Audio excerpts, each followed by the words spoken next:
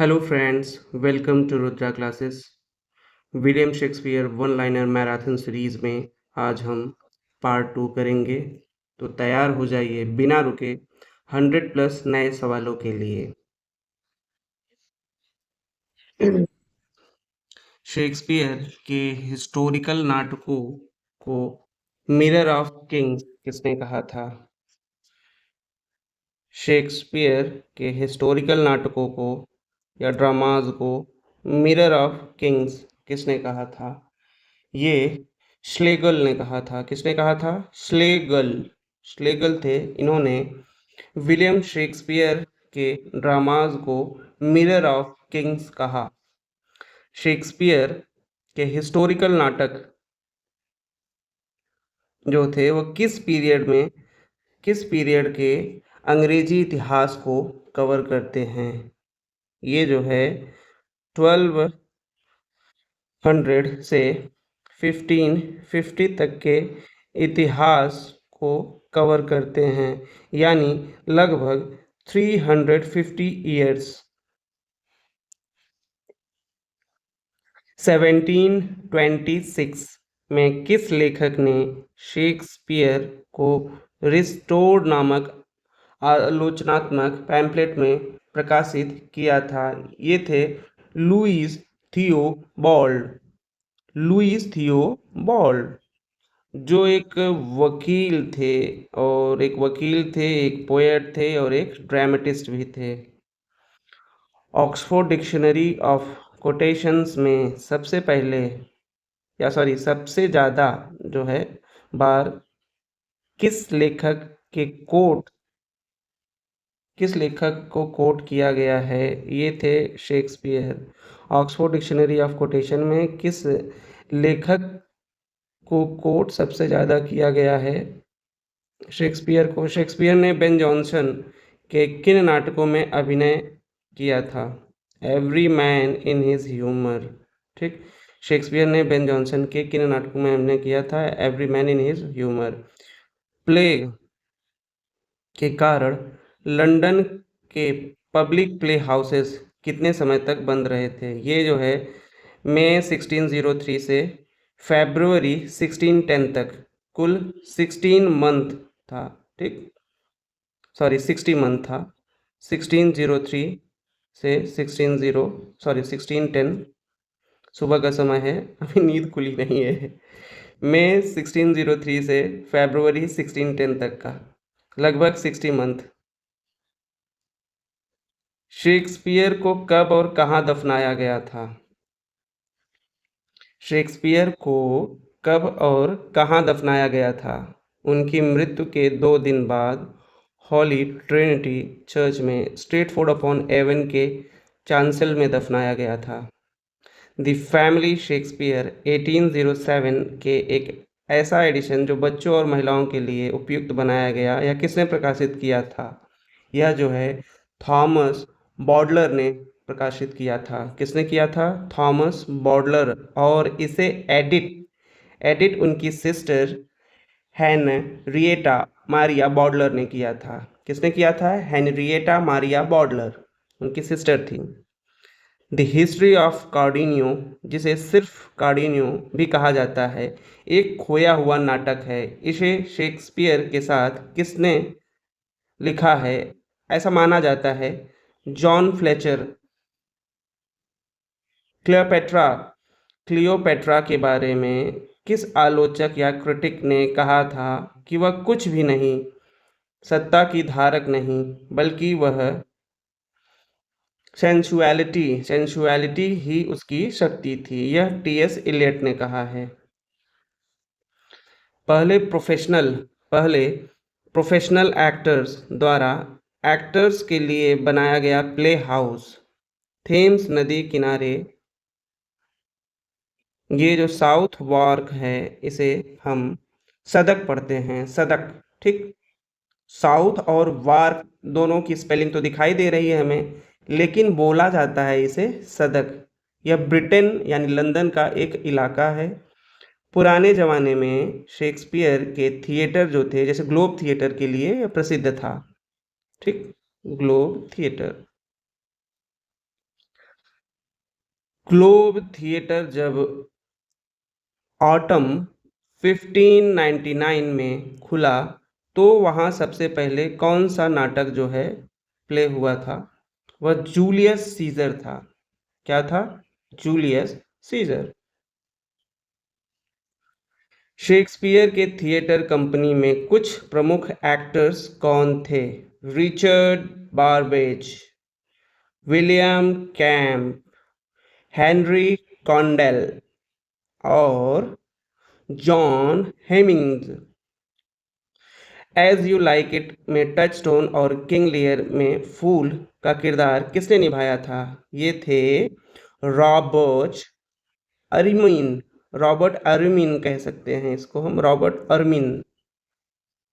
Romeo and Juliet में servant Peter और much ado about nothing में डॉगबेरी का हास्यप्रद किरदार जो है किस एक्टर ने निभाया था? ये थे विली कैम्प। फर्स्ट फोलियो 1623 में शेक्सपियर के 36 ड्रामा शामिल थे। इनमें पहली बार छपे नाटकों की संख्या जो थी वह 18 थी। पहली बार इसे फोलियो में छपे थे ये। शेक्सपियर वांटेड आर्ट, यह टिप्पणी जो है बेन जॉनसन ने की थी। King Shakespeare crowned king Shakespeare crowned sovereignty sovereignty और इंडिस्ट्रक्टिबल इसे प्रोनाउंस करेंगे, इंडिस्ट्रक्टिबल। ये प्रशंसक शब्द जो थे किसने कहे थे? इसे कहा था थॉमस कार्लाइल ने। किसने कहा था? Thomas Carlyle. ठीक। 19th सेंचुरी में काफ़ी फेमस आलोचक थे। शेक्सपियर के ड्रामास पर लिखी गई एक फेमस क्रिटिक्स जो थी, बुक थी जो the wheel of fire, G Wilson Knight की। किस लेखक ने शेक्सपियर को लेकर कहा वह ईमानदार, खुले, स्वतंत्र स्वभाव का और उसकी कल्पना उत्कृष्ट थी, लेकिन कभी कभी उसे रोका जाना जरूरी था? यह था Ben Jonson. What needs my Shakespeare for his honoured bones, यह पंक्ति जो है जॉन मिल्टन की थी। ठीक।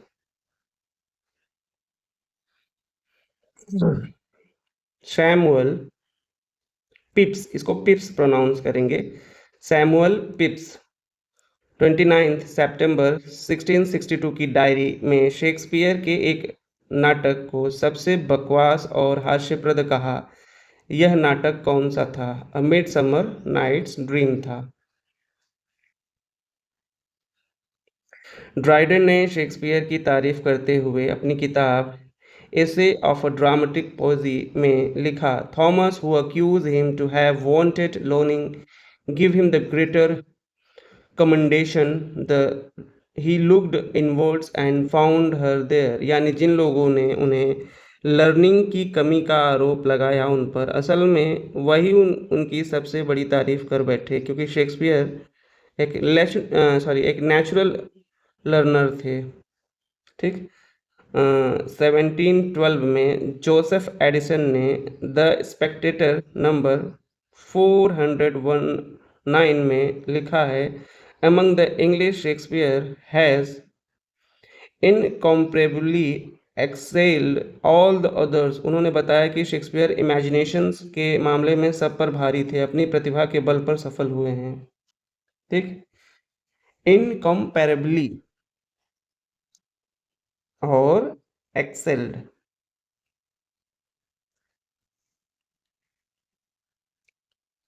अलेक्जेंडर पोप ने कहा, his characters are so much nature herself that tease. ठीक। ये टीज जो है इट इज के लिए यूज, पहले ओल्ड इंग्लिश में इट इज को टीज कहा जाता है। A short of injury to call them by so distant name as copies of हर।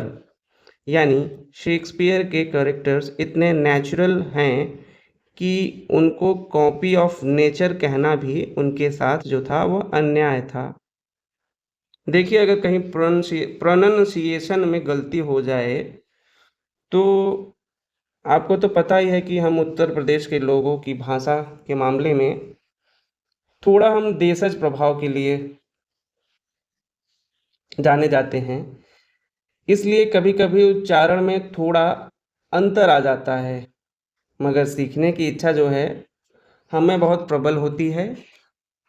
चलिए आगे बढ़ते हैं।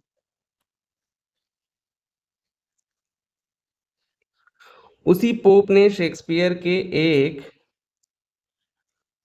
गॉथिक गॉथिक आर्किटेक्चर से तुलना करते हुए कहा, मॉडर्न बिल्डिंग्स भले ही ज़्यादा एलिगेंट हो, लेकिन शेक्सपियर का काम जो है ज़्यादा मजबूत और भव्य है। ठीक। डॉक्टर सैमुअल जॉनसन ने उनके बारे में कहा, the time is which alone makes the reputation of man at the end mate their falls respectable, यानी समय के साथ शेक्सपियर की गलतियां भी महानता की छाया में आ गई, उनकी अनोखी कल्पनाएं आज सबलाइम मानी जाती हैं। Doctor Samuel Johnson doctor Samuel Johnson ने शेक्सपियर की तारीफ करते हुए कहा था, perhaps it would not be easy to find any author except Homer who invented so much as a Shakespeare, यानी शेक्सपियर ने इंग्लिश ड्रामा को नई पहचान दी, उनके फॉर्म्स, कैरेक्टर्स और लैंग्वेजेस तक को रीशेप किया है। गौथी को उनकी प्लेज के बारे में कहा, there is no pleasure greater and purer than a company a Shakespeare's play not declaimed but recited by a safe and natural voice, मतलब शेक्सपियर की प्लेज को आंखें बंद करके सुनना एक नेचुरल आवाज़ में सबसे प्योर आनंद देता है। गौथी ने और आगे क्या कहा, शेक्सपियर ने इंडिविजुअल कैरेक्टर में विश और ड्यूटी का इतना सुंदर मेल दिखाया जो शायद किसी और राइटर ने नहीं किया है। अब थॉमस कार्लाइल जो थे, थॉमस कार्लाइल ने अपनी किताब on heroes, hero worship and heroic in history में लिखा है, yes this Shakespeare is ours, we speak and think by him, यानी इंग्लिश के लोग गर्व से कहते थे कि शेक्सपियर हमारा है और हम उसी के शब्दों में सोचते हैं।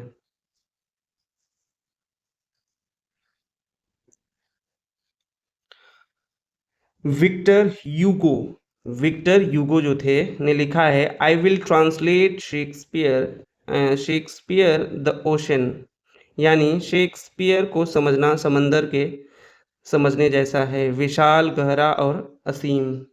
लेकिन लियो टॉल्स्टॉय की राय बिल्कुल उलट थी। उन्हें शेक्सपियर के बेस्ट वर्क्स पढ़ने के बाद न कोई आनंद मिला, बल्कि उल्टा उन्हें ऊब या अरुचि का अनुभव हुआ।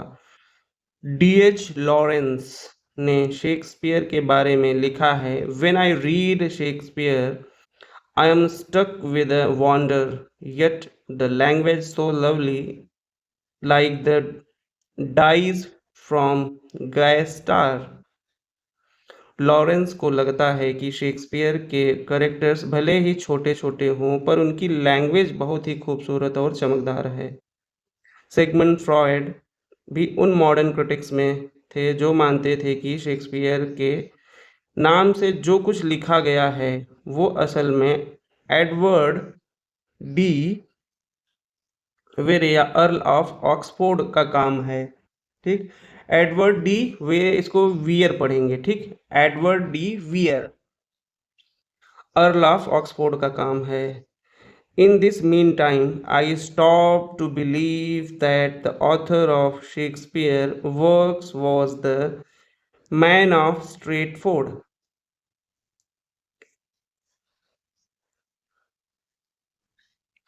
W.H. ऑडेन ने शेक्सपियर के बारे में कहा है कि शेक्सपियर एक ऐसे कलाकार थे जिन्होंने आर्ट को पूरी सीरियसनेस के साथ लिया है, लेकिन कभी खुद को ओवर सीरियस नहीं बनाया।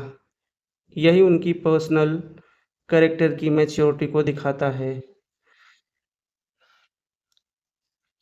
टी एस इलियट का मानना था, Dante and Shakespeare divided the modern world between them. There is no third, यानी ये दो ही नाम है जिन्होंने मॉडर्न विचारधारा और लिटरेचर को शेप दिया है।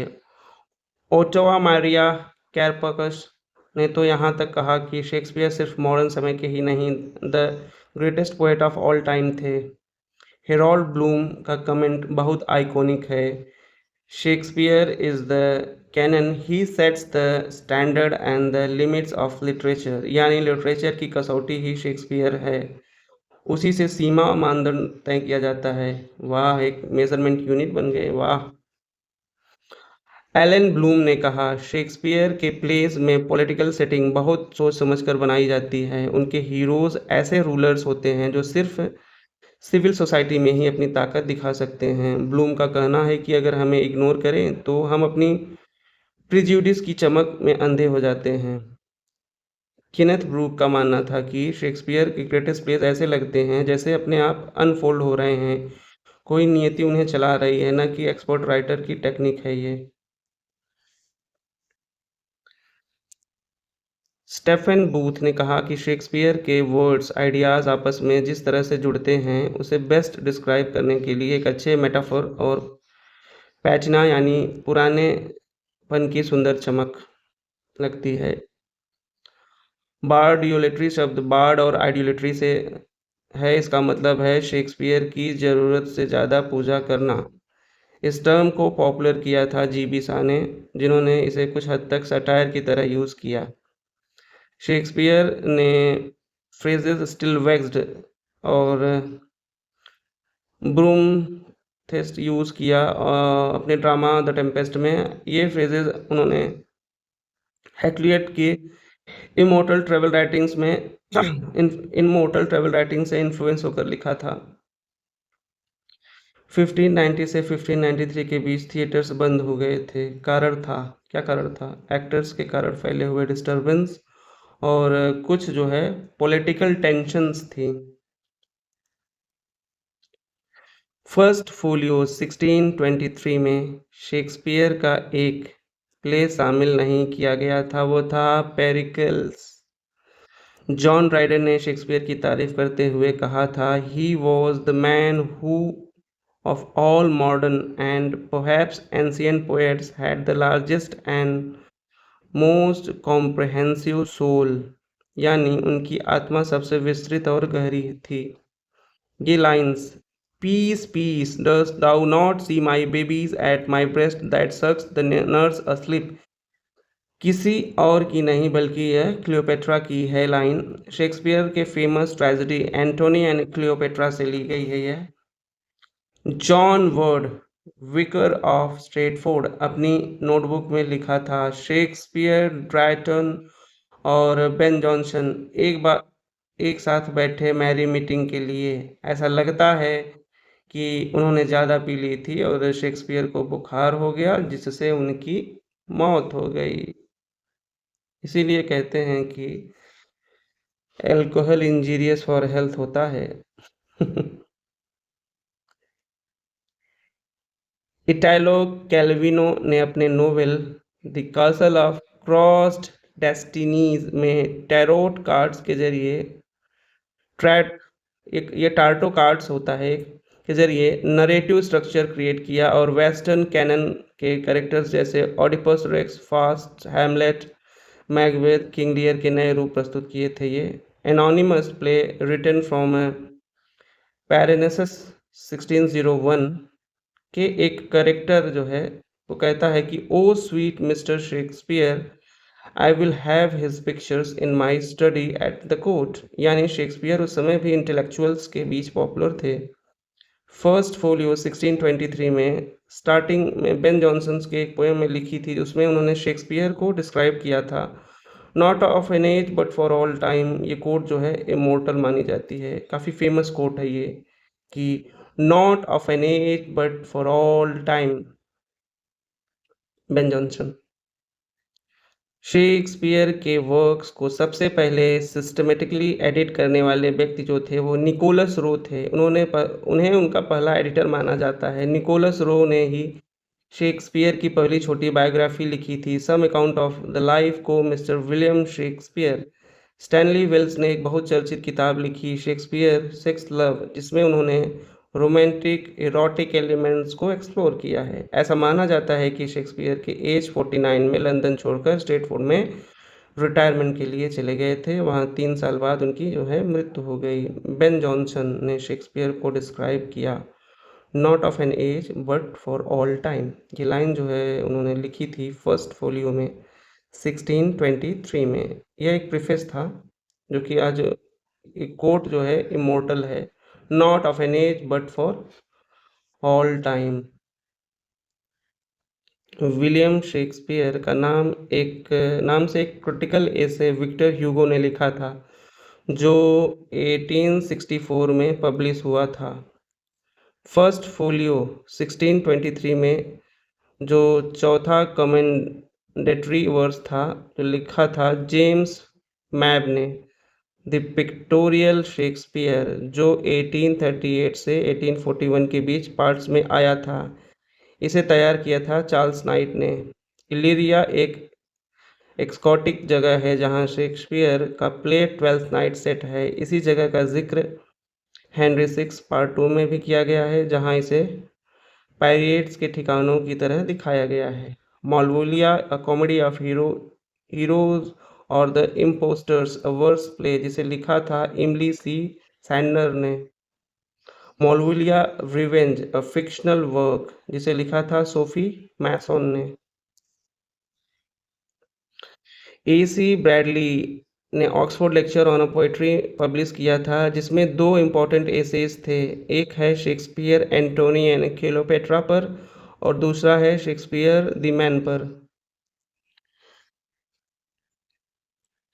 AC ब्रैडली की ही एक और प्रसिद्ध किताब है शेक्सपियरियन ट्रेजेडी 1904, जिसमें उन्होंने 4 महान ट्रेजेडीज़ को एनालाइज किया है, हैमलेट, ओथेलो, किंग लियर और मैकबेथ। शेक्सपियर की कुछ प्लेस को डिस्क्राइब करने के लिए जो टर्म प्रॉब्लम प्ले यूज़ की गई है, वो कॉन्सेप्ट जो है फ्रेडरिक बोस ने दी थी। 1875 में एक फेमस शेक्सपियरियन स्कॉलर एडवर्ड डाउडेन ने एक इम्पॉर्टेंट बुक लिखी, Shakespeare a critical study of his mind and art, जिसमें शेक्सपियर के थॉट्स और आर्ट्स के एनालिसिस पर थी। ड्राइडन को शेक्सपियर की कुछ कहानियाँ ज़्यादा पसंद नहीं आई। टेल ऑफ ट्रायलस को उन्होंने कहा था a heap of rubbish. Tale of Troilus को उन्होंने क्या कहा था? टेल एंड ट्रायलस को उन्होंने कहा था a heap of rubbish. John Dryden ने प्रोलॉग टू औरंगज़ेब में शेक्सपियर के जीनियस को सैल्यूट किया, उनके वर्ड्स में, but in spite of all the poet's pride, a secret shame invades his breast at Shakespeare's sacred name, sorry। मतलब Shakespeare का नाम सुनकर हर राइटर अपने आप छोटा महसूस करता है। T.S. इलियट ने शेक्सपियर के प्ले कोरियोलेनस के सम्मान में 2 पोएम्स की कलेक्शंस लिखी थी, जिसे उन्होंने कलेक्टिव टाइटल दिया था कोरियोलाइन। 1817 में विलियम हैज़ल्ट ने एक लैंडमार्क क्रिटिकल वर्क लिखा, कैरेक्टर्स ऑफ शेक्सपियर प्लेज, जिसमें उन्होंने शेक्सपियर के नाटकों के कैरेक्टर्स का एनालिसिस किया था।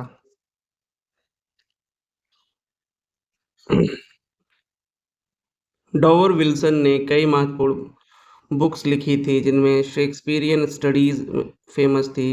इसके कुछ works, what happens in a Hamlet, 1959, Shakespeare's England, a book of Elizabethan prose, 1911. The Essential Shakespeare's, a biographical adventure, 1932. Fortunes of Falstaff, 1943. Fortunes of Falstaff, 1943. Shakespeare's Happy Comedies, 1962. Shakespeare sonnets 1963। ऐसा माना जाता है कि Shakespeare ने अपनी किताब प्रारंभिक पढ़ाई किंग एडवर्ड सिक्स में स्कूल में की थी, जो चर्च स्ट्रीट के चैपल लेन के कोने पर स्थित था, स्ट्रेटफोर्ड अपॉन एवन में। एक प्रमुख इंग्लिश एक प्रमुख इंग्लिश लेखक जॉन बॉनिटन प्रिस्ली का निधन 14 अगस्त 1984 को हुआ था, Stratford upon Avon, Warwickshire, England में। उनकी उम्र उस समय 89 ईयर्स थी। क्या थी उम्र? 89 ईयर्स। रे रे ब्रैडबेरी एक डार्क फैंटेसी नोवेल है। समथिंग विग्ड दिस वे कम्स 1962 इसका टाइटल लिया गया था। शेक्सपियर के मैकबेथ से विचेस के डायलॉग से लिया गया था। एक और प्रसिद्ध novel Brave new World by Aldous Huxley, इसका टाइटल लिया गया है the Tempest, act fifth, scene first, Miranda के स्पीच से। O brave new world that has such a people in it. J Dover Wilson एक महत्वपूर्ण पुस्तक लिखी थी, द इसेंशियल शेक्सपियर, जो लिटरेचर स्टूडेंट्स के लिए काफ़ी यूज़फुल मानी जाती है। 1599 में विलियम जोगार्ड ने एक पोइट्री कलेक्शन पब्लिश की जिसका नाम द पैसिनेट पिलग्रिम। इसमें 20 पोएम्स थीं, विलियम शेक्सपियर के नाम से जोड़ा गया।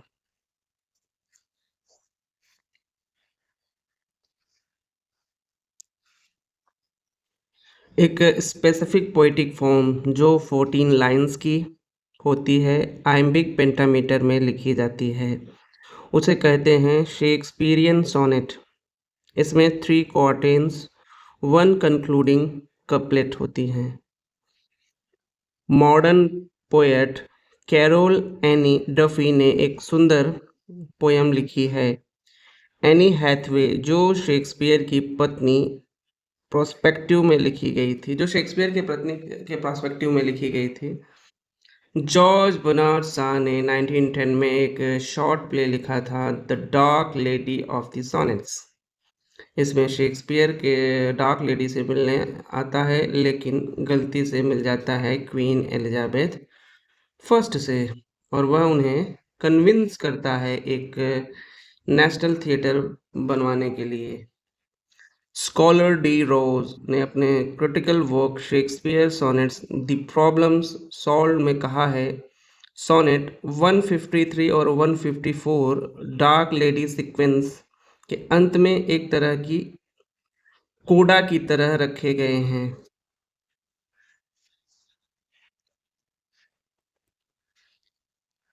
सॉरी। स्कॉलर एल रोज ने अपने critical work Shakespeare sonnets the problems solve में कहा, सोनेट 153 और 154 डार्क लेडी सीक्वेंस के अंत में एक तरह का कोडा की तरह रखे गए थे। टी.एस. एलियट ने कहा था, no poet can ask more of पोटेंसिटी than to be greatly honoured by the greatest. और जॉनसन ने शेक्सपियर के लिए जो वर्ड्स बोले वो उनके लिए एक ग्रेट ऑनर थे।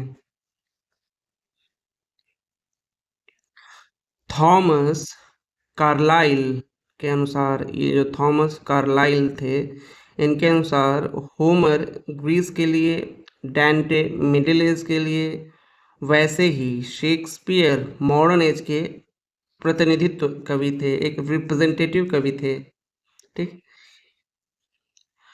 कार्लाइल फर्दर कहते हैं, होमर की राइटिंग से हमें ओल्ड ग्रीस की झलक मिलती है, वैसे ही शेक्सपियर के प्लेज से, पोइट्री से हम ओल्ड यूरोप को फील कर सकते हैं। कार्लाइल ने शेक्सपियर को कहा, क्या कहा? The sovereign poet with his seeing eye, perennial singing voice, वो मानते हैं कि शेक्सपियर को इस बदलते यूरोपीय समय की गवाही देने के लिए भेजा गया था। कार्लाइल एक मज़ेदार बात करते हैं और कहते हैं, अगर शेक्सपियर ने डियर स्टिलिंग में प्रोसिक्यूशंस ना झेला होता तो शायद हमें कभी वो एक पोएट के रूप में ना मिलते। कार्लाइल ने शेक्सपियर के लिए कुछ बहुत ही सुंदर शब्दों का प्रयोग किया है। Priceless calmness of depth, great soul, tranquil unfathomable sea, वो उन्हें एक शांत लेकिन गहरे सागर जैसा डिस्क्राइब करते हैं। थॉमस कार्लाइल का मानना था, सर फ्रांसिस बेकन की साइंटिफिक बुद्धि भी शेक्सपियर के दिव्य और ऊंचे साहित्य के सामने जो है अर्थली और सेकेंडरी है। कार्लाइल के अनुसार, अगर मॉडर्न टाइम्स में किसी को शेक्सपियर से कंपेयर किया जा सकता है तो वह सिर्फ जर्मन पोएट गॉथी ही थोड़ा बहुत उस लेवल के थे।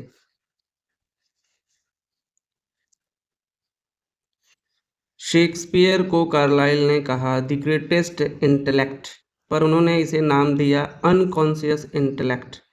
यानी शेक्सपियर के अंदर इतनी प्रतिभा है कि शायद वो खुद अपनी ताकत को पूरी तरह अवेयर नहीं थे। कार्लाइल ये भी कहते हैं कि शेक्सपियर के ड्रामा भी नेचर की तरह डीप और अस्वाभाविक है। एक और स्टेटमेंट है कि जो कार्लाइल थे वो खुद हैरान होते हैं कि कैसे कोई व्यक्ति हैमलेट, कोरियोलेनस, मैकबेथ जैसे कैरेक्टर्स को इतनी सफरिंग और डेप्थ के साथ लिख सकता है। अगर उसके पास अगर उसने अपने दिल में कभी डीप पेन जो है और हीरोइज्म को महसूस नहीं किया है, तब भी कैसे वो उस चीज़ को प्रेजेंट कर सकता है। ठीक।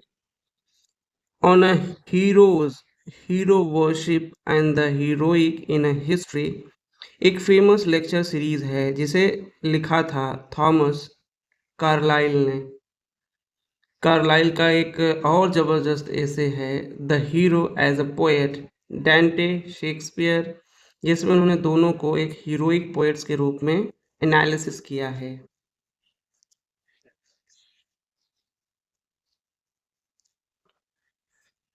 शेक्सपियर के सारे प्लेज में हेनरी सिक्स पार्ट थ्री में सबसे लंबा सॉलिलॉकी है और सबसे ज़्यादा बैटल सीन्स भी हैं। ठीक। हेनरी सिक्स एक ऐसा प्ले है जिसमें सबसे लंबा सॉलिलॉकी है और सबसे ज़्यादा बैटल सीन्स है। किसमें? हेनरी सिक्स में 4 बैटल स्टेजेस पर दिखाया गया और एक रिपोर्टेड है। 197। रॉबर्ट ग्रीन का नाम जुड़ा है एक पोस्ट ह्यूमस से।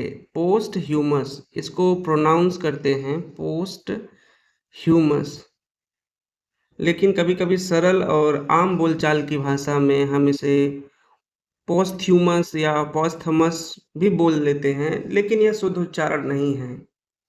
ठीक। तो पोस्ट ह्यूमस जो है पैम्पलेट से green gross worth of wit bought with a million of repentance, इस पैम्पलेट में माना जाता है कि शेक्सपियर पर इनडायरेक्ट अटैक किया गया था रॉबर्ट ग्रीन के द्वारा। इस पैम्पलेट की एक मशहूर लाइन है, upstart crow beautified with our feathers. Shakespeare की तरह इशारा करते हुए कहती है उनकी कॉपिंग या प्लेगरिज्म और अहंकार एक्सेसिव प्राइड पर थी।